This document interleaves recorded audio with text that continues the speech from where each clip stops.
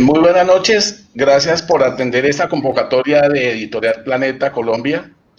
Mi nombre es Edgar Telles, soy el editor del área de coyuntura y libros de periodismo de la editorial desde hace 6 años y tengo el gusto en este momento de presentar un libro de tremenda actualidad al que se le trabajó durante mucho tiempo y de la mano de alguien muy importante para la editorial en este instante, como es el investigador y analista Ariel Ávila, subdirector de la Fundación Reconciliación por Colombia, y acompañado en la moderación en esta noche por el abogado Carlos Alfonso Negret, quien recientemente dejó la Defensoría del Pueblo después de una exitosa gestión. Y con ellos dos vamos a tratar esta noche, como decía, un tema de tremenda actualidad, como es el asesinato de líderes sociales en Colombia. ¿Por qué los matan? Es el título de este libro que intenta responder 3 preguntas básicas. ¿Quién está matando a los líderes sociales? ¿Por qué los están matando? ¿Y qué pasa en las regiones donde están ocurriendo estos hechos? Entonces, sin más preámbulo, los dejo con el doctor Negret y con Ariel. Muchas gracias por estar aquí acompañándonos con Planeta y con el auditorio que nos escucha a través de las redes sociales. Bueno, muy buenas noches, muchas gracias Edgar por la invitación y Ariel, muy complacido de volvernos a ver en esta cuarentena que parece que no termina. Yo quisiera empezar con 2 noticias, Ariel. Hoy en el periódico El Tiempo, la fiscal, en una audiencia, la vicefiscal, critica el tema del manejo de la UNP.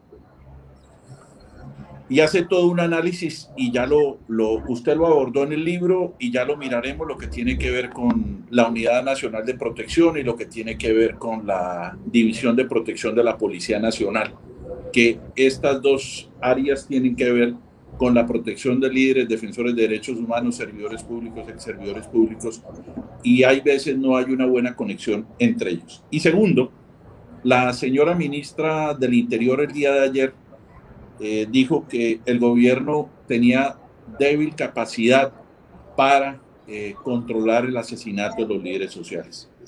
Y usted en el libro, en entrecomillado, dice: el que mata no es el mismo, pero matan al mismo, para que después abordemos el tema de la homogeneidad, el tema de la victimización del líder social. Y también es importante entrar ya con esta frase que es muy fuerte, Ariel: el que mata no es el mismo, pero matan al mismo, que ahí se derivará en esta hora que tenemos de hablar, de conversar sobre su libro, en lo que tiene que ver en la sistematicidad pasiva que en algún momento la Fiscalía la aceptó. Sin duda, su libro de la violencia contra los defensores de derechos humanos y líderes sociales es uno de los dramas, como lo decía Edgar Telles, de actualidad y que inciden directamente en la moral, en la angustia que están sintiendo la sociedad y algunos ciudadanos colombianos.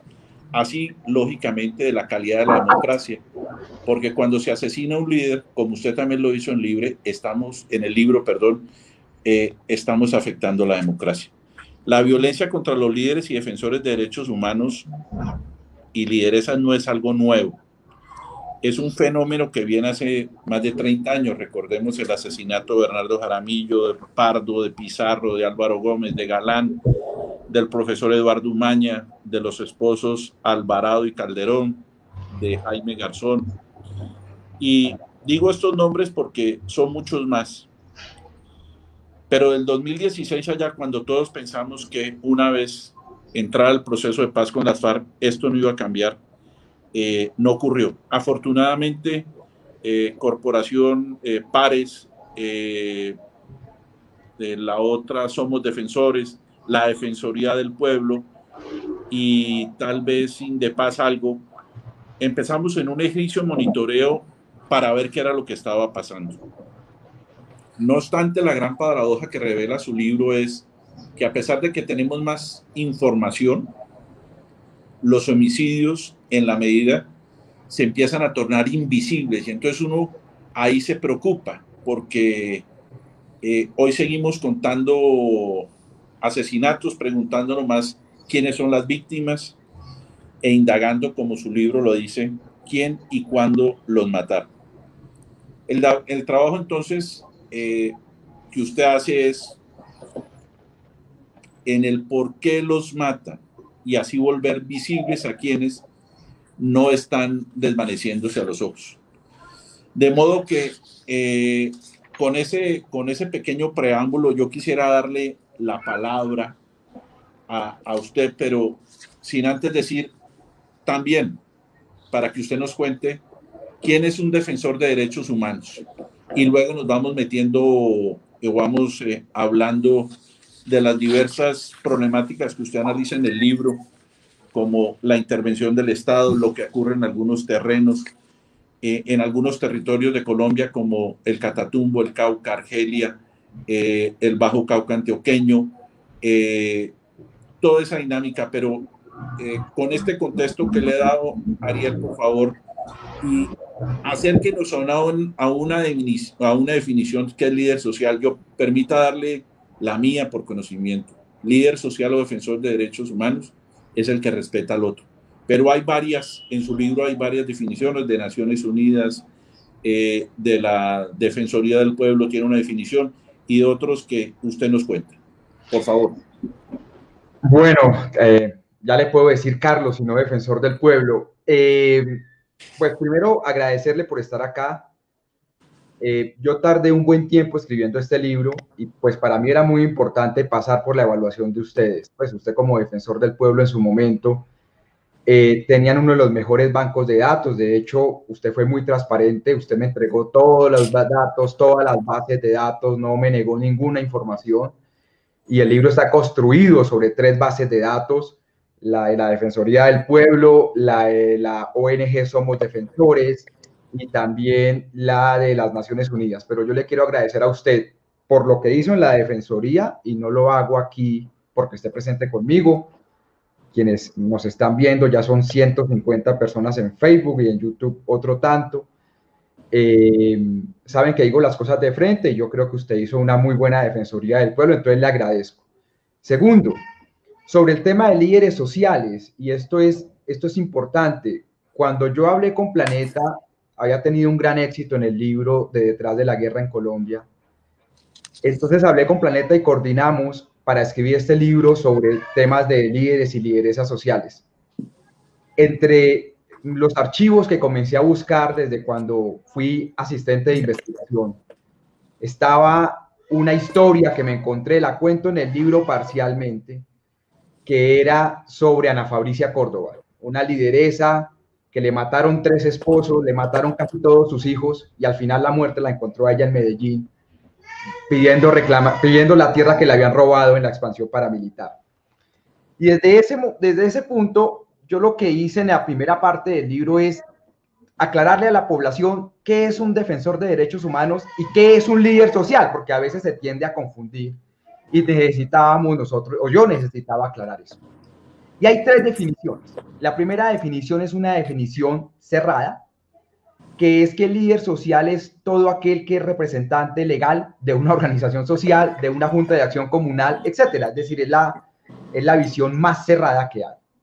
Al otro extremo está lo de Naciones Unidas, está lo de la Comisión Interamericana de Derechos Humanos y una importante definición de la Defensoría del Pueblo donde dice, mire, líder social es toda aquella persona que ejerce una representación de derechos y que lo ejerce de forma colectiva, sin importar si es representante legal de una institución o no.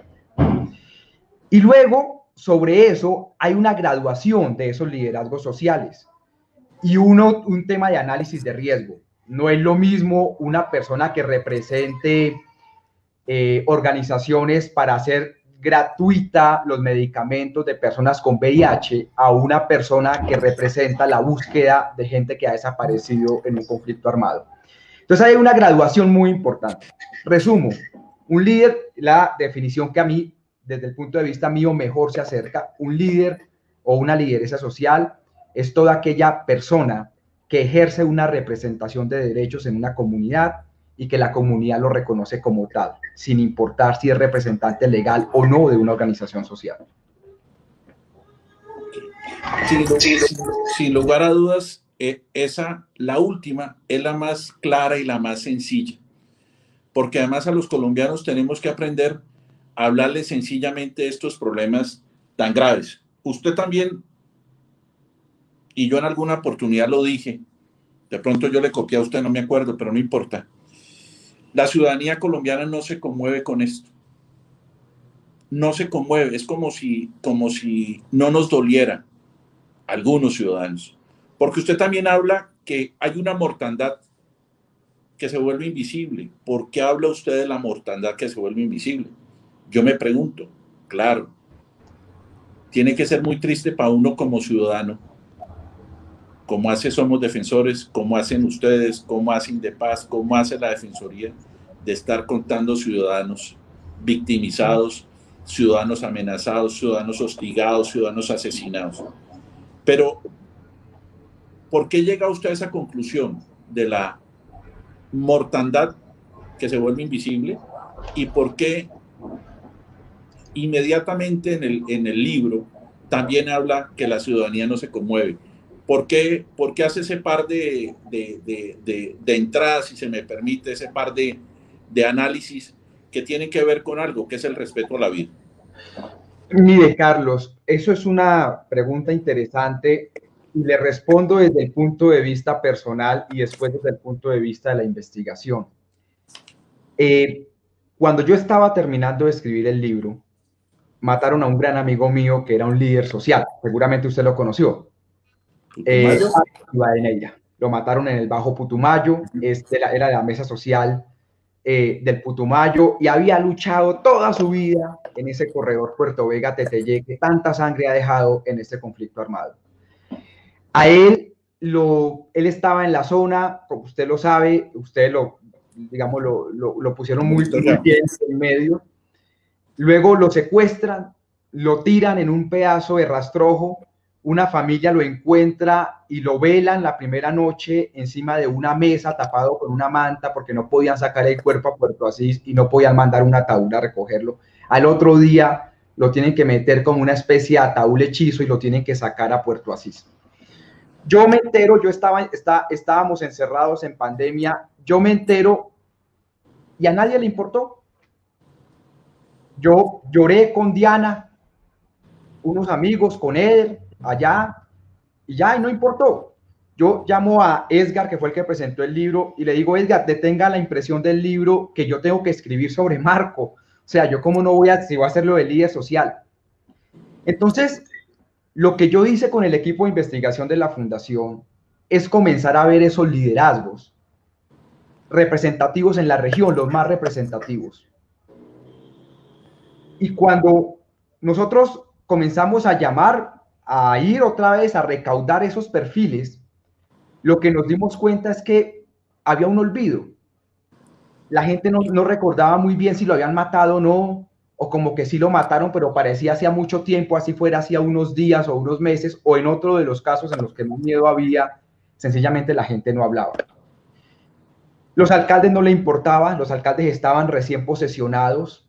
Cuando yo estaba terminando también el libro el año pasado, mandé un montón de derechos de petición y pues para que los alcaldes nos dijeran qué estaban haciendo. Y muchos de ellos no lo contemplaban en sus planes de gobierno, no lo contemplaban en sus discursos. Es decir, la institucionalidad se olvidaba mucho.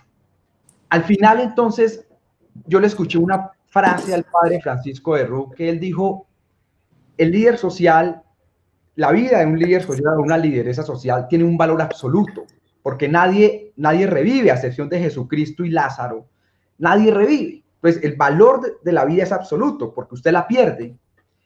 Pero sobre todo, y es lo que concluye el libro, eso lo vamos a ver más adelante, usted causa un daño brutal en la democracia, es un daño terrible lo que pasa en las zonas donde matan líderes sociales.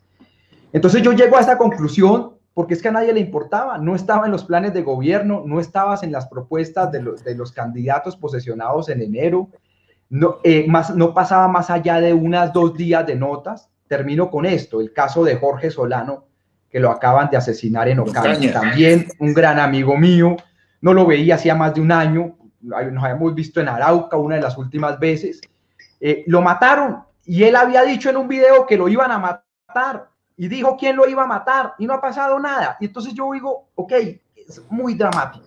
Ese es como el tema más de fondo, es por eso yo llego a esa conclusión. Mire, permítame leer de su libro en la página 41,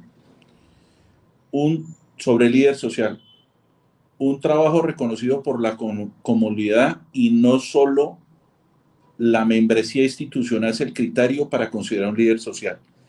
Con eso aclaramos que es un líder social, pero además usted en el libro también dice, pero debemos ir más allá. También funcionarios o servidores públicos se consideran de esta categoría. Por ejemplo, los personeros, los defensores comunitarios e investigadores de la Defensoría del Pueblo, los defensores del pueblo, como el suscrito, como los investigadores del sistema, alertas tempranas, e incluso jueces y conciliadores deben ser considerados líderes sociales. De modo que con esto yo creo que al público le queda claro qué es un líder social, porque hay veces tratan de no respetar que los líderes sociales no pueden ser todos los de las juntas de acción comunal. No, líder es el que va y busca que hagan una cancha de fútbol, líder social que va y busca que llegue el agua en lugares donde no hay agua, porque es que en este país no hemos aprendido. Pero, ¿a quiénes se están asesinando?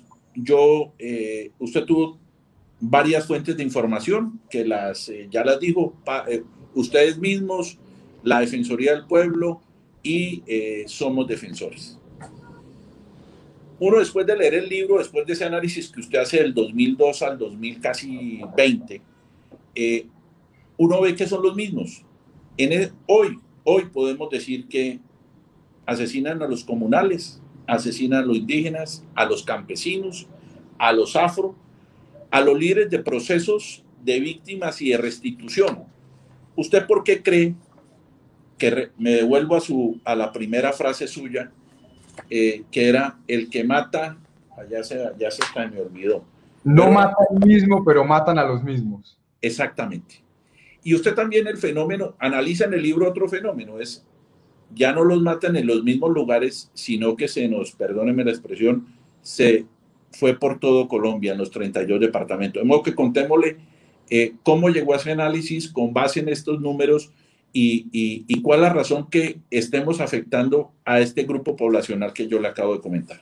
A ver, Carlos, para aclararle a la población, y ya pasamos de los 200 en Facebook y también en YouTube estamos subiendo. Entonces, mire, el libro, la primera conclusión, que era la pregunta del millón, es ¿quién los mata? Ese era el primer capítulo del libro, está dedicado a eso. La lógica era muy sencilla. El gobierno dice no hay sistematicidad. El gobierno en su momento, el presidente es del expresidente Santos, el de Iván Duque, porque el que mata no es el mismo. Están matando las disidencias, el ELN, el Clan del Golfo y otro montón de gente. Y por eso no es sistemático. Mientras que en los sectores más de izquierda decían, no, todo es un tema paramilitar, son paracos por todo el país y están matando a medio mundo, como pasó con la UP. Entonces yo necesitaba, como se hace en ciencias sociales, falsear esas dos hipótesis, si eso era cierto o no. Cuando yo comienzo a sacar los datos de la Defensoría, de Somos Defensores, cuando mandamos los derechos de petición a la Fiscalía, inmediatamente apenas armamos la base de datos nos dimos cuenta de esto. Más del 70% de los homicidios son hechos por actores desconocidos, o sea, son sicarios. O águilas negras, que es un grupo que no existe. O blancas, como dice usted en una parte del libro, que algunas son blancas. Exactamente. Sí. Entonces, no existe, entonces alguien se pone ese chapa para matar gente. Entonces, lo primero que uno se daba cuenta es que efectivamente, y el otro 25% estaban disidencias, ELN, Clan del Golfo, pero el 70-75% eran actores desconocidos. Punto. Y luego, cuando uno miraba el perfil de la víctima, llegaba a la siguiente conclusión. Entonces, no mata al mismo, pero matan a los mismos. Y es que por lo menos el 60% de los líderes asesinados y lideresas estaban como en 3 o 4 categorías. Miembros de juntas de acción comunal que se oponían a economías ilegales, reclamantes de tierra o verdad, o gente que participaba en política. No estoy diciendo que se lancen a la política, sino que participan, como el señor Jorge Solano, que él denunciaba casos de corrupción y lo terminan matando. Entonces, él participaba activamente, mandaba derechos de petición, molestaba y hacía ruido. Es gente que participa en política. Y luego estaban subiendo muy duramente, como lo que pasó con Juana Perea también hace algunas semanas, los líderes ambientales. Ahí estaba concentrado la mayoría de la victimización. Entonces uno dice, la sistematicidad no vendría dado desde el punto de vista del victimario, del que mata, sino desde el punto de vista de la víctima. Y luego, esto lo digo yo, esto es solo lo digo yo, lo aclaro al público. Y luego, entonces uno preguntaba, ¿y quién paga a los sicarios? ¿Sí o qué? O sea, ¿quién paga a toda esa gente? Esa es como la pregunta normal. Porque la fiscalía, yo me acuerdo en una reunión, en varias coincidimos, usted se acuerda, Carlos, una reunión en Palacio de Nariño, siendo Néstor Humberto Martínez todavía fiscal, que yo me acuerdo que hizo una gran exposición y dijo él, no, es que hemos esclarecido el 50% de los casos. Y entonces, pues, las organizaciones sociales damos la mano y, oiga, ¿qué es esclarecido? Esa figura jurídicamente es como una nube, ¿no? Entonces, nos dimos cuenta que podrían detectar el autor material del homicidio, pero no los determinadores. Y gran parte del secreto de esto, ya lo vamos a ver en las soluciones, es que mientras no demos con el que le pagó al sicario, va a ser muy difícil detener esta matazón. No, además, fortalecer la UNP y todo. En su libro, además, aclara que el que le paga al sicario no es el que manda a dar la orden. Y cuando uno ve que el 70% de los homicidios es por desconocidos, no es el Clan del Golfo, no es Caparros, no es el ELN, no es disidencias de las FARC, no es lo que usted en algún momento en el libro llama ejércitos de tierras, y habla de un pacto en Cascara, y habla de lo de Urabá y lo del Magdalena Medio. Es muy complicado hablar el problema de la victimización de las personas en región, porque un problema que se tiene, una cosa es en Bogotá, en Cali, en Barranquilla, y otro en los sitios donde usted relata estos problemas. De modo que yo le hago una pregunta: ¿cómo una democracia como la colombiana puede vivir? ¿Cómo podemos seguir adelante con estos niveles de victimización? Ustedes traen análisis del año 18, del año 17. Usted acertadamente cuenta que del 19 al 18 hubo un descenso en lo que tiene que ver homicidios, pero se nos dispararon las amenazas. Que del 19 al 20, no hemos terminado el 20, también se nos dispararon los homicidios y las amenazas no paran. Pero que en los años anteriores era al revés, menos homicidios, pero más amenazas. De modo que es lo que usted en algunas zonas también llama que eso es una palabra rarísima que se la debió haber inventado suyo. Homogenización. Exactamente. Explíquele al público qué quiere decir eso en lo que tiene que ver con las víctimas. Eso es una cosa interesante, Carlos. Estando en una de esas reuniones en Palacio de Nariño, recuerdo que a una lideresa del Bajo Cauca la habían matado. Y había dicho en su momento algunas autoridades nacionales habían dicho, no, pero es que mire, es que el hijo hacía parte como de un grupo y la señora, entonces no sé qué. Y después nosotros enviamos investigadores allá, digo nosotros, la Fundación Paz y Reconciliación, y pues sí, pues la señora tenía un hijo complicado, pues lo que vive en el territorio. Pero después del asesinato de esa señora en el Bajo Cauca, seguramente todo el mundo se debe acordar cuál es, porque militaba en un partido político en ese momento, estaban recién pasadas las elecciones. En esa zona se apagaron las denuncias, se apagó todo el mundo se silenció, que era una zona de disputa entre caparrapos y Clan del Golfo. Deme una palabrita. Yo estuve 7 días en el Bajo Cauca antioqueño y acaba de pasar una cosa lo más horroroso que uno puede imaginar, que es que dejaron una cabeza en un puente, que usted también la relata. Sigue, qué pena. En Nechí, en Zaragoza, las decapitaciones al lado de los ríos, de eso además hay fotos, pues esto es un tema complicado contarlo acá, pero esa guerra ya, entonces, Inmediatamente el liderazgo social se apaga el control político, se apaga la denuncia, se apagó todo. A esos procesos, yo leyendo libros de ciencia política, en su momento se le llaman procesos de homogenización política. ¿Qué quiere decir eso? Que son procesos donde no hay oposición, acaban con todo. Los líderes sociales no reclaman verdad, no dicen nada, las emisoras se apagan, no hay competencia política, todos los concejales votan al mismo alcalde. Ese proceso de homogenización yo lo veía en varias regiones. Lo del Bajo Cauca fue dramático, usted sabe, Carlos, hay una guerra ya de 3 años que desangra medio mundo y desangra y parece una cosa sin fin. Usted vio el paro armado que hicieron hace apenas unos días, que volvieron a parar varios municipios y zonas rurales y urbanas. Y ya nadie denunciaba. Entonces, la homogenización política es aquella circunstancia en una zona, en un espacio geográfico, donde se acaba la oposición política, se acaba el disenso, se acaba el control político y es como si no pasara nada. ¿Cuál es el lío con eso? Y voy a adelantarme un poquitico seguramente a una pregunta de adelante, y es que el problema con eso es que si esas homogenizaciones se mantienen a futuro, eso crea una cosa que se llaman autoritarismos. Es decir, que en medio de una democracia nacional, eso funciona como unas estructuras donde no hay democracia, son autoritarismos totales y termina dañando mucho la democracia. Incluso, acuérdese usted, Carlos, que previo a las elecciones de 2019 y todo esto, o sea, el año pasado, varios candidatos y alcaldes en ejercicio del Bajo Cauca fueron capturados por relaciones con el Clan del Golfo, con los caparrapos. Es decir, se notaba que eso estaba pasando. A eso es lo que nosotros le llamamos homogenización política. Mire, yo quiero contarle una cosa. En Cáceres, reunión con los profesores.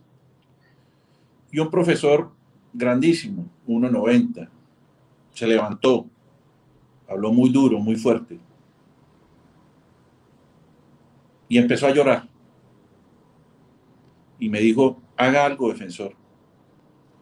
Mi colegio tenían 2.100 estudiantes. Hoy tiene 1.000 menos porque se han ido, porque no quieren que sus hijos se recreen, para evitar el reclutamiento. Y como esos, hay muchos, como usted lo dice, Cáceres, Zaragoza, Nechí, y de ahí para arriba el Bajo Cauca, el sur de Córdoba, que tiene la misma dinámica. Yo quiero preguntarle antes de que pasemos sobre lo que usted relata de lo que ocurría con la marcha patriótica, porque me parece que nos hemos olvidado de un movimiento como la marcha patriótica, que puede ser que mucha gente no esté de acuerdo, puede ser que uno no quiera marcha patriótica como no quiera al Partido Liberal, al partido, no sé, la U, el Partido Verde, pero este fue un movimiento que ha sido estigmatizado y que usted hace un análisis en el libro que vale la pena. Mire, Carlos, y para la gente, porque eso es muy interesante que usted lo pregunte y lo comente, una democracia es fuerte si hay oposición fuerte. Eso es así. Digamos, esos escenarios donde la gente quiere que no haya democracia, que no haya oposición, pues son escenarios autoritarios. Entonces, digamos, en Colombia a veces la gente dice ser demócrata, pero es muy autoritaria. Aquí tiene que caber todo el mundo con todas las expresiones. Marcha Patriótica es un movimiento social ya, digamos, muy disminuido, que se creó muy cercano en su momento a los diálogos de La Habana y al proceso de paz, y muy cercano a unos sectores de las FARC. Eso hay que decirlo así, eso era Marcha Patriótica. Y lo que nos dimos cuenta es que a ese movimiento le comenzaron a cascar muy duro, durísimo. Tuvimos casos incluso que 2 hijos de 2 líderes de allá los terminan desapareciendo y al parecer termina siendo un secuestro por un hurto. Y a Marcha Patriótica comienza una eliminación, digo yo en ese caso, sí, muy sistemática. Y a uno eso le hacía recordar lo que pasó con la UP.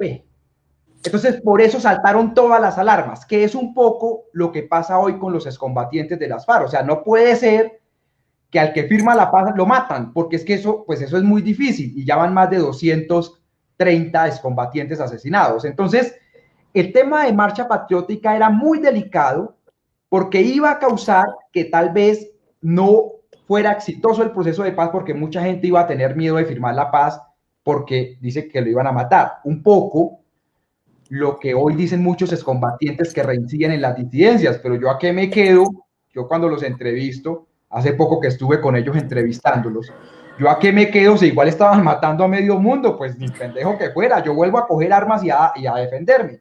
Entonces un poco era un riesgo muy alto, y eso fue lo que pasó con Marcha Patriótica. Y fíjese que hoy Marcha Patriótica, por varias circunstancias, no solo por eso, es un movimiento que está prácticamente desaparecido. También hay divisiones internas, también hay fracturas, pero eso acalló mucho. Y fíjese usted una cosa, Carlos, cuando uno mira el mapa de Marcha Patriótica de victimización, es que sí es muy sistemático. Fue en algunas regiones, fue duramente dirigido. Es decir, no fue tan anárquico como otros números, sino que sí era muy claro de dónde venía eso. Bueno, póngale, le voy a hacer este análisis y pasamos a lo que venía en el 2017. Hacer la paz cuesta la vida.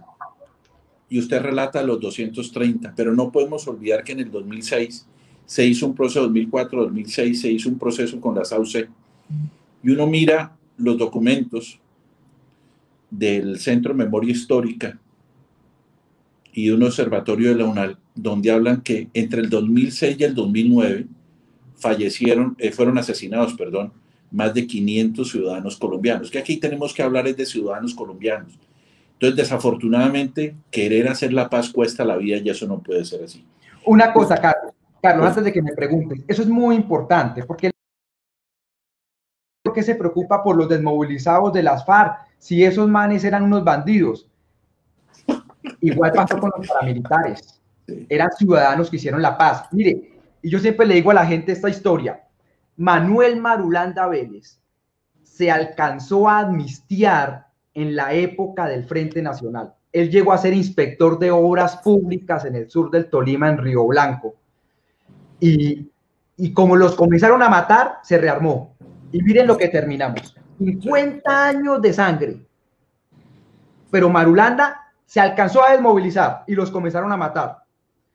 Mire, siga. Eso demuestra un poco que hacer la paz cuesta, pero que sobre todo le cuesta la vida al que firma, pero le cuesta también mucho al país, porque es incubar una nueva ola de violencia. Por eso a la gente que hace la paz hay que protegerla. Mire, hay otro tema cortico que usted relata. En el 2017, ¿qué vimos? No había protección especial para los líderes, perdimos las instrucciones especiales de paz, las economías ilegales debían dejar de funcionar vía el PENIS. Usted en alguna parte de este capítulo habla de que a nadie le gusta que todo el día lo estén persiguiendo y que deben perseguir a los cultivadores de más de 10 hectáreas que son los cultivadores industriales y no a las familias. Eso es fácil decirlo usted y yo, pero cuando las personas están en el gobierno y tienen que tomar una decisión, porque el punto 4 del acuerdo lo que dijo es que se acaba el cultivo, se acaban los cultivos ilícitos, de dos maneras, por las buenas o por las malas. Lo que creo que ahí faltó, y siempre lo dije, es irle a contar a la gente lo que iba a ocurrir. Nunca le contaron. Y nos crearon, ¿qué? Un conflicto social, porque la gran mayoría de la gente vive de esos cultivos. De modo que, ¿qué hacemos con las instituciones especiales de paz? Muy cortamente, ¿y qué piensa lo del PENIS? Mire, rápidamente, esto yo siempre coloco este ejemplo a mis estudiantes. Bogotá tiene 18 representantes a la Cámara. Putumayo tiene 2. Bichada tiene 2. Baupés 2, Amazonas 2. Guainía tiene 2. Sí, entonces, para que más de la mitad del país, toca unir más de la mitad del país para que sumen los iguales números de representantes a la Cámara de Bogotá. Esa es la inequidad territorial que tenemos. Entonces, ¿usted está de acuerdo que haya más representantes o que volvamos al Senado Nacional cuando cuando todos tenían senadores de la República? ¿Cómo sería esa composición sin aumentar más burocracia, pues para no meternos en ese conflicto? No, para mí lo que tendría que hacerse es que estos departamentos deberían tener unos cupos adicionales en Senado y en Cámara para lograr una mejor representación. Y si no, el presupuesto siempre se lo va a chupar Cundinamarca, Bogotá, Boyacá, Santander y la costa, y Valle, pues, y Antioquia, porque todo lo demás queda muy desequilibrado. Entonces, la única forma de lograr, digamos, reducir ese desequilibrio es tener unas representaciones adicionales, que incluso yo ni siquiera lo tomo por departamento, ¿sabe, Carlos? Yo diría, por ejemplo, que el Bajo Putumayo tuviese un representante a la Cámara adicional, que puede ser coalición con los del Putumayo, que los dos que ya existen, pero necesitamos porque si no en los mismos departamentos todo se lo va a chupar un solo sector. Por ejemplo, es muy posible que si le metemos un representante a la Cámara al tema de Nariño, se lo termine chupando Pasto y la capital y deje por fuera la costa pacífica. Entonces, lo que incluso el tema tiene que ser es a nivel departamental en unas subregiones, y si no, esto va a ser muy difícil. El caso de Cauca es lo mismo. Si usted lo mete Cauca, pues es muy probable que toda la bota caucana, que el sur de Cauca o que la costa pacífica queden sin representación y otra vez sea parte del centro y que se chupe ese nuevo representante a la Cámara. Es que usted se pone a hablar del departamento del Cauca y en todo su libro usted habla siempre de Cauca, Antioquia, Norte Santander, Nariño como los departamentos donde están todos los males, pero tienen que estar todas las soluciones. Y tenemos que trabajar para que eso ocurra. Pero también hay otro tema que usted trata, que es, en esos últimos años en su libro lo trata, es la visibilización del maltrato a la mujer y el asesinato a la mujer y la amenaza a la mujer. Cuando uno va al campo, cuando uno va a la selva, la mujer es la líder, la mujer es la que manda. Tanto en la zona urbana, porque no Dianita lo va a regañar y va a decir que el defensor, el doctor Negre que está diciendo, pero básicamente, ¿cuál es la perspectiva del libro en lo que tiene que ver con María del Pilar Hurtado, Karina, Emilce, Ednis, Idali, Juana, Yolanda Izquierdo y la mujer que tuvo hasta que se me da el nombre, Ana Fabricia, que le mataron al marido? Hasta el argentino se fue, no lo mataron. Antes de que se fuera, lo mataron. Cuéntame, ¿por qué haces ese análisis? Mire, porque los hombres, cuando hay conflicto armado en zonas muy afectadas por el conflicto, los hombres toman tres caminos. Se van y abandonan la familia, la mujer y los hijos, los matan o se van para un grupo armado ilegal. Eso es más o menos lo que casi siempre pasa. Casi siempre pasa. No siempre, pero casi siempre pasa. Entonces, a nivel muy territorial, la mujer es el liderazgo más importante. Puede ser que cuando ya uno pase a nivel municipal, el presidente de Asojunta sea un hombre, pues porque es un tema machista. Puede ser que a nivel departamental vayan hombres, pero en el nivel puro micro, lo que uno ve es que la mujer es la que se tira todo en el hombro. Cuando a uno le dicen, no, Ariel, pero mira, es que matan más hombres que mujeres.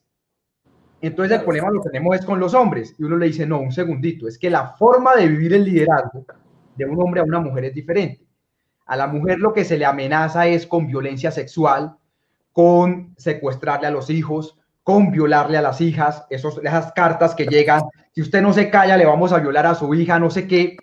Y eso inmediatamente tiene un efecto, la mujer como protección de familia, un efecto brutal sobre ese liderazgo social. Y muchas de ellas terminan cediendo el liderazgo a un hombre para literalmente proteger su familia, aunque comunitariamente siguen manteniendo cierto liderazgo. Entonces lo que uno le dice a las autoridades es, si usted se va a ir al indicador de homicidio o tal vez de amenaza y no ve esto que le estoy contando, usted está olvidando una gran parte del problema. Porque entonces usted lo que está haciendo es ayudándole al grupo armado a acabar el liderazgo social, a acabar la participación de la mujer, porque la mujer sencillamente echa para atrás rápido cuando eso. Y eso es como en el espacio público. Cuando un hombre sale a la calle solo, por una calle sin luz, el hombre lo que cuida es el celular y que no lo vayan a atracar. Cuando una mujer lo hace lo mismo, lo primero que piensa es que la van a violar. Entonces, la forma de vivir el espacio público, de vivir, así usted está en el mismo lugar, yo puedo estar en el mismo lugar con una mujer, pero la forma de vivir ese es totalmente diferente. Desafortunadamente, yo lo tengo que decir, por ejemplo, la UNP, las autoridades no entienden eso, o sea, como que es todo igual. Y eso es lo complicado. Por eso en el libro, al final yo le dedico un pedazo muy grande al tema de los liderazgos de la mujer en los territorios. Sí, porque falta una cosa, y usted acaba de notar una cosa. La UNP y la Unidad de Protección de la Policía Nacional no hacen análisis de uno a uno de los casos. Y cuando hay cierre en conjunto, que creo que no volvieron a hacer cierre en conjunto, no analizan caso por caso, sino dicen, este es un líder social, mandémosle el botón de pánico o mandémosle que hagan la ronda, pero no estudian el caso específico. Pero bueno, se nos está acabando el tiempo y yo quiero que me diga cómo sintió usted el cambio, que usted lo analiza ahí, entre el doctor Santos y el doctor Duque. Tanto, tómese unos minutos para mirar lo que nos ocurrió cuando las FARC decidió firmar la paz, se fueron para las zonas veredales, quiénes coparon esos espacios, quiénes no los coparon, y por qué, como usted bien lo anota, tuvimos 18 meses en algunos lugares de tranquilidad, de amor, de pasión, y luego se volvió a disparar la minería ilegal, el cultivo de hoja de coca. En algunas zonas, usted lo anota y es verdad, nadie entraba a coger la mata de coca porque nadie sabía de quién era, pero ya después dijeron, no, aquí ya no vino, y de pronto, como usted bien dice, nos volvimos a meter, volvieron las mismas gentes de algunas personas de las zonas veredales.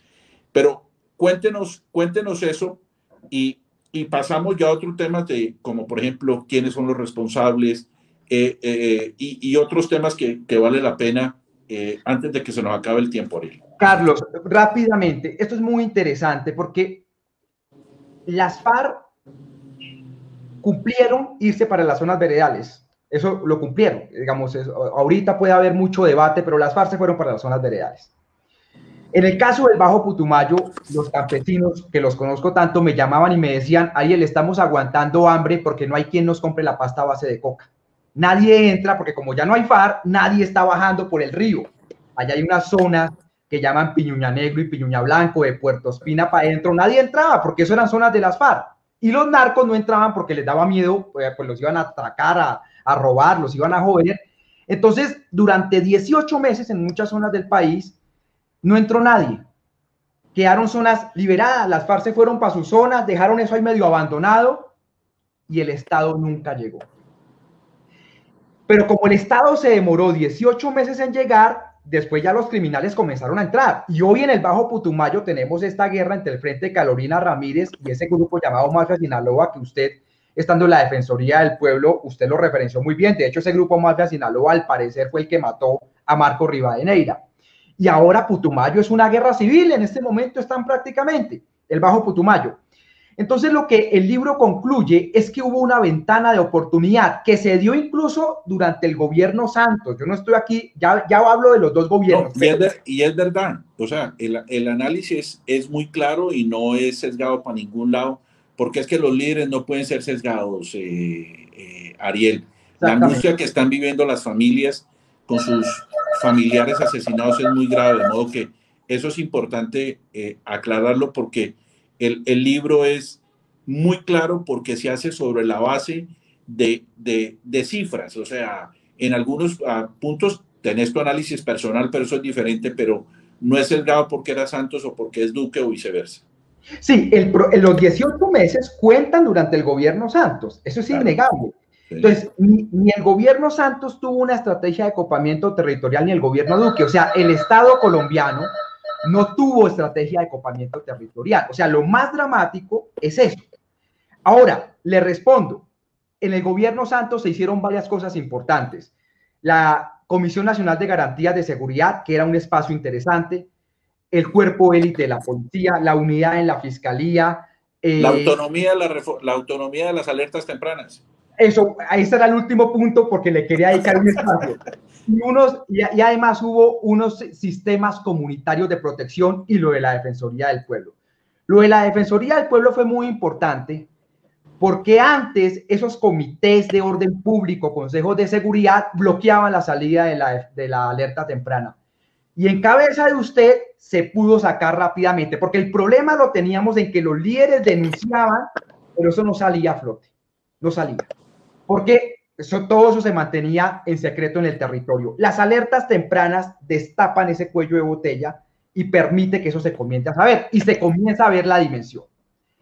¿Qué cambió entre el gobierno Duque y el gobierno Santos? Dos cosas. Primero, y esto es mío, esto lo digo yo, el gobierno Duque tuvo un retroceso porque creó una cosa que llaman el PAO, que son instancias.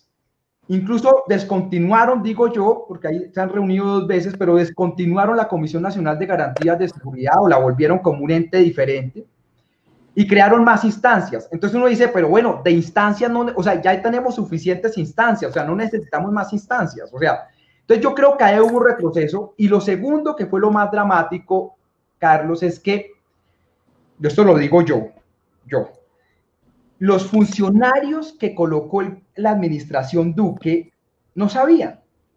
Es decir, para la ministra Alicia Arango, un líder social es un guerrillero, ay, mamón, cansón, vago, vividor. Es decir, es una persona que no merece la protección. Incluso varios viceministros tuvieron que borrar trinos y borrar trinos y borrar trinos porque no sabían qué hacer cuando los nombraron en el cargo del ministerio. Ahí tenemos la principal preocupación. Entonces hubo un retroceso, pero ahora este deterioro comenzó desde la administración de Juan Manuel Santos, hay que decirlo, no solo fue Duque. Bueno, pero mire, yo fui activo en el PAO con el director de Naciones Unidas de Derechos Humanos, el doctor, Dios mío, Brunori. Dimos un compás de espera al PAO. ¿Por qué? Porque si teníamos la Comisión Nacional de Garantías, como muchas organizaciones lo dicen, ¿para qué el PAO?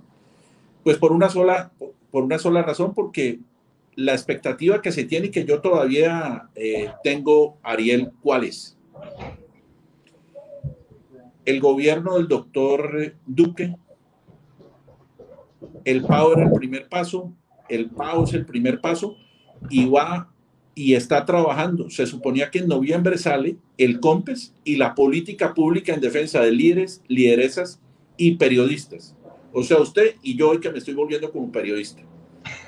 Quiere decir que yo tengo la expectativa que el gobierno, ese sería histórico, y como fue histórico que Duque, el presidente Duque, perdón, fuera a la Defensoría del Pueblo con 3 ministros designados a preguntarme cómo estaba el tema de los derechos humanos. De modo que yo aspiro que sí se logre y que no sea una pérdida de tiempo el PAO y que la Comisión Nacional de Garantías de Seguridad vuelva y arranque. Ahora, como se nos está acabando el tiempo, hablemos de quiénes son los perpetradores y luego vámonos a las zonas más conflictivas de este país. O sea, tenemos 12 minutos. Vamos en 4 minutos. Hablemos brevemente de los perpetradores, quiénes están asesinando a los líderes sociales según su libro. Miren, el que mata son sicarios. Ya está claro, ya lo dijimos. Lo que concluye el libro es que hay gente que está pagando a esos sicarios, que lo pagan por un intermediario para matar líderes sociales. Entonces lo que yo le digo al Estado es, ¿quién mata al líder que denuncia una minera ilegal en Almaguer, Cauca? Que tuvimos un caso allá, 2 casos. Pues el minero ilegal. ¿Quién paga al que denuncia un cultivo de hoja de coca? Pues el narco. ¿Quién paga el que reclama tierra? Pues el despojador de tierra. Es decir, lo que encuentra la investigación es que el que paga para matar a un líder social le paga a un intermediario, ese intermediario busca a otro, ese busca al sicario, y es imposible casi llegar a la cadena, porque es muy variado. Y ahí lo que terminamos diciendo nosotros es, por favor, vayamos más allá, porque el problema es que a nivel territorial la gente se siente con la impunidad de seguir matando líderes sociales. Por una cosa, ¿eso qué quiere decir? La única forma de parar este desangre es que judicialicemos a los determinadores. Sin lugar a dudas. No, o sea, podemos... Podemos doblar otra vez la UNP con plata. Podemos crear un cuerpo élite de la policía 3 veces más fuerte. El de sangre va a seguir. La única forma es dar con los determinadores. Claro, pero el 70% son desconocidos. Pero ahí también tenemos que decir que están Clan del Golfo, Puntilleros, disidencias de la FARC, EPL, la oficina de Envigado, la empresa, los Pachenca, que ahora no son Pachenca, sino conquistadores de la Sierra Nevada, los Pacheli, que cada día matan capturan o matan a Caín o capturan al Boyaco, pero eso se van reproduciendo. Tenemos que mirar cómo hacemos con zonas como el Catatumbo, que yo dije, el Catatumbo no es solamente coca. ¿Cómo hacemos con Argelia? ¿Cómo hacemos? Usted relata en el libro, y quiero decirle con una satisfacción, con un cariño de haber trabajado en esa institución, nosotros dormimos en todos los lugares que usted relata ahí. A usted le falta en el libro una zona que no está en Argelia, que se llama San Juan de Mechengue, que es la zona de conexión con el Pacífico. Está el Plateau, el Mango, Sinaí, San José de... Tiene razón, ahí para la entrada de la Sinaí no fui. San José de... Bueno, hablemos qué pasa en Argelia, qué pasa en el Tambo, qué pasa en Balboa, que está contaminándose, qué pasa en el Catatumbo, qué pasa en el Bajo Cauca antioqueño, con toda esta situación, y qué vamos a hacer, qué solución le da el libro a esta problemática que se tiene con la hoja de coca y la minería ilegal en algunas zonas. Carlos, eso es muy importante.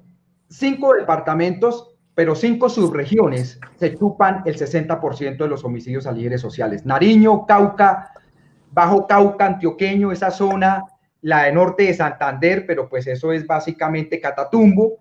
Sí. Esas 4 se chupan, y ahora pues Putumayo subiendo muy duro. Entonces, esas 5 bajo Putumayo, además, se chupan el 60% de la victimización. Entonces, uno le dice al Estado, no es tan anárquico, sí sabemos dónde. Cauca es todo lado, pero en los demás departamentos sí sabemos. ¿Qué es lo que está pasando allá? Y eso es lo que concluye el libro. Es que en esas zonas hay una cosa que yo llamo empate técnico negativo. Los caparrapos y el Clan del Golfo en el Bajo Cauca antioqueño se llevan matando 3 años, pero nadie le gana a nadie. Y como nadie le gana a nadie, estos tipos la emprenden contra la población civil para ganarse la lealtad de la población civil. En San José de Uré hicieron una masacre de los caparros, y luego llega el Clan del Golfo al otro día y hace la otra. Entonces ahí tenemos una degradación de la guerra, y en ese proceso pues vuelan todos los liderazgos sociales. Por tanto, y uno le dice al Estado, esto no es solo coca. O sea, la coca es un gran componente, yo no lo niego. Puede explicar el 50% de esto, yo no lo niego. Pero es más complejo que eso. Catatumbo, lo de Jorge Solano, eso no tiene que ver con coca. Lo de mucho, incluso con coca o sin coca, el Catatumbo estaría incendiado en la guerra entre el ELN y Rastro. Y el EPL. Y el EPL. Y el Frente 33, doctor, de incidencia del Frente 33. Que ahora hay 2 disidencias, que es esa Jimmy y el tal John Milicias. Entonces, eso está a punto de estallarse una guerra. Entonces, uno lo que dice es, esto es más que coca. Le digo esto, Carlos, que ya se nos acabó el tiempo, pero mire, yo le digo a la gente, ustedes y al gobierno, este problema estaba en 60 municipios en 2018, hoy está en 130. Si no hacemos nada, a finales del otro año, que es un año preelectoral, y usted sabe, doctor Negret, que estuvo en la Defensoría, que los años preelectorales son brutalmente violentos en Colombia. Si no hacemos nada, vamos a llegar a 200 municipios. No alcanzamos a analizar los casos de la violencia electoral, que usted bien lo relata. 2018-2019 fueron las elecciones más tranquilas, pero también bajaron los homicidios, pero se dispararon las amenazas, y ya uno no lo amenazan yendo a la casa, sino que le mandan un WhatsApp. Yo quisiera, yo le quiero contar, yo he escuchado, su entrevista, que tiene que ver con esto, con el libro de los líderes, del tercero al mando, que Jonier, que dice que es el coordinador o el jefe de los 7. Él habla de 8 estructuras y yo volvía, él termina hablando de 7. Pero cuando uno escucha y usted le pregunta, y la periodista Aldana le pregunta, uno queda más preocupado porque no sabemos entonces para dónde van. O sea, ¿qué quieren? Ya ellos saltaron, como lo relatamos nosotros, de tiempo atrás saltaron Suárez, Buenos Aires, bajaron al Tambo, del Tambo pasaron a Argelia, de Argelia ya están bajando para Balboa y no demoran en caer en ¿cómo se llama? En Bolívar. Entonces la pregunta es, ¿para dónde va esta coordinadora Occidente en el Cauca? ¿Qué pretende? ¿Seguir asesinando ciudadanos en Argelia? Mire, Carlos, yo le cuento esto. La última pregunta en esa entrevista fue sobre lo de Feliciano Valencia. La noche anterior le habían disparado a un senador en la camioneta, ahí en Toribío. Sí. Y ellos fueron. De hecho, él lo acepta. Dice, estamos mirando. Yo le digo, ustedes ven, pero esa es su zona. O sea, ustedes estaban ahí. Y dice, no, eso sí. O sea, él acepta que ellos fueron. Me toca verificar. Él dijo, toca verificar. Pero yo le digo, pero es su zona. Y él me dice, eso sí. Eso sí, esa zona es la de Dagoberto Ramos. ¿Y hacía cuánto no le disparaban a un senador? Lo que significa Feliciano Valencia por la minga. Entonces, un poco, yo lo que veo, y ahora acabo de estar en Catatumbo y en el área metropolitana de Cúcuta, yo lo que veo, Carlos, es que aquí viene un año muy violento en 2021. Yo creo que esto es hasta 2022 que esto va a comenzar a bajar. Pero yo pronostico un 2021 muy, muy violento por 3 razones. 1, explosión de economías ilegales.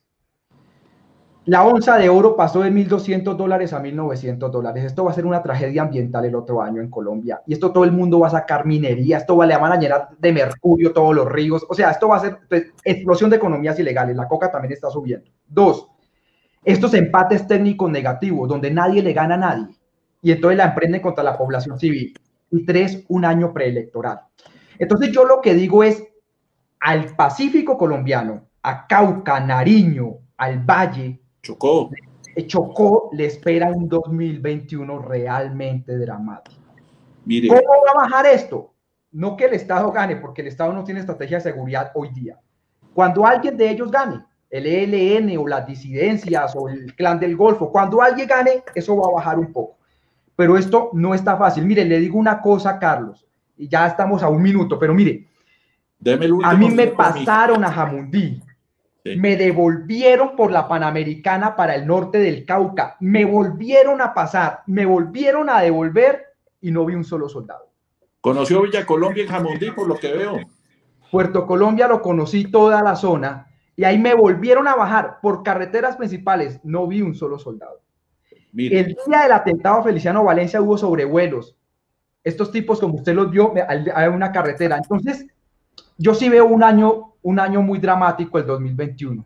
Mire, yo para terminar y para agradecerle a todo el público, agradecerle a Editorial Planeta y a usted por la generosidad, yo creo que su libro es un aporte muy importante para la academia, porque no es su análisis, pero su análisis sobre datos estadísticos de 3 fuentes distintas. Cualquiera puede ser que no le gusten alguno de los 3, pero eso es importante. Eso es para la opinión pública, para leer, para que entiendan en las grandes ciudades lo que pasa en las regiones leyéndose este libro, para que entiendan, diferencien de caparros, LLN, puntilleros, en fin. Y también para las autoridades nacionales, para las autoridades encargadas en lo que tiene que ver con la prevención y protección, porque no pueden seguir negando lo innegable, y es que matan a los líderes sociales. Y usted hace un llamado y un análisis muy largo, en más de 300 hojas, de por qué los matan. Y los matan no es por nada distinto, sino ejercer un liderazgo y un liderazgo en beneficio de su comunidad. Muchas gracias a todos y bueno, enhorabuena y que tengamos una feliz Navidad y una feliz diciembre. Gracias, Carlos. Un abrazo a todos. Mil gracias. Mil gracias.